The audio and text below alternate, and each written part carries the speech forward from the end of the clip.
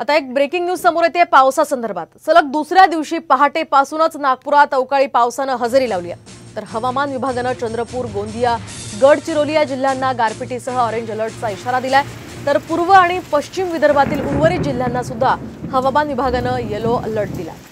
तर मागील काही दिवसांपासून सातत्याने अवकाळी पावसाचा हा तडाखा विदर्भातील अनेक जिल्ह्यांमध्ये बसलाय। अवकाळी पावसामुळे शेतकऱ्यांचं मोठं नुकसान झालंय। त्यामुळे लवकरात लवकर या नुकसानीची भरपाई द्यावी अशी मागणी होती। तर तिकडे पुण्यासह राज्यामध्ये सुद्धा पावसाचा अंदाज व्यक्त केला जातोय। त्यामुळे वातावरणात घट झाल्याने पुणेकरांना उकाड्यापासून काहीसा दिलासा मिळालाय। दरम्यान अकोला, यवतमाळ, बुलढाणा, वाशिम या भागांमध्ये पावसाचा अंदाज वर्तवण्यात आलाय।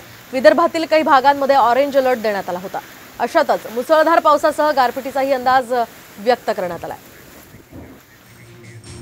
तिकडे सिल्लोड तालुक्याला वादळी वाऱ्यासह गारपिटीचा तडाखा बसलाय। त्यामुळे उन्हाळी पिकांचं मोठं नुकसान झालंय। संभाजीनगर जिल्ह्यातील सिल्लोड तालुक्यामध्ये पालोद, रहिमाबाद, आन्वी परिसरामध्ये वादळी वाऱ्यासह झालेल्या पावसानं शेतात उभ्या असलेल्या उन्हाळी पिकांचं मोठं नुकसान केलंय। सर्वत्र गारांचा खच पडला होता। काही ठिकाणी झाडं सुद्धा उन्मळून पडल्याचं या ठिकाणी पाहायला मिळालं। त्यामुळे वीज पुरवठा देखील खंडित झालाय। पुढचे 2 दिवस मराठवाड्यामध्ये पावसाचा अंदाज वर्तवण्यात आलाय। आपण पाहतोय सिल्लोड तालुक्यातली ही दृश्य आहेत। किती भयंकर अशी ही दृश्य आहेत।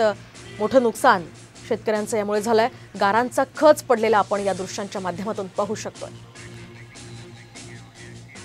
तर दुष्काळग्रस्त बीड जिल्ह्यामध्ये अवकाळी पावसाने जोरदार हजेरी लावली आहे। वडवणी, धारूर, माजलगाव या तालुक्यातील अनेक भागांमध्ये अवकाळी पावसासह गारपीट झाली आहे। जवळपास 1 ते 1.5 तास झालेल्या या अवकाळी पावसासह गारपिटीने ओढे, नद्या, नाले ओसांडून वाहत आहेत। त्यामुळे शेतकऱ्यांच्या फळबागांसह पिकांचं अतोनात नुकसान झालंय।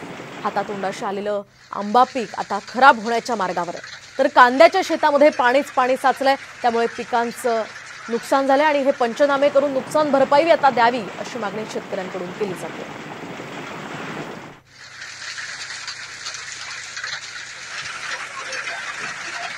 तर तिकडे जालना जिल्ह्यातील भोकरदन शहरामध्ये सुद्धा वादळी वाऱ्यासह मुसळधार पाऊस झालाय। या अवकाळी पावसामुळे शेती पिकांचं मोठं नुकसान झालंय। तर या अवकाळी पावसामुळे बळीराजा मोठ्या संकटात सापडलाय। दरम्यान आज सुद्धा जालना जिल्ह्यात पावसाचा येलो अलर्ट जारी करण्यात आलाय।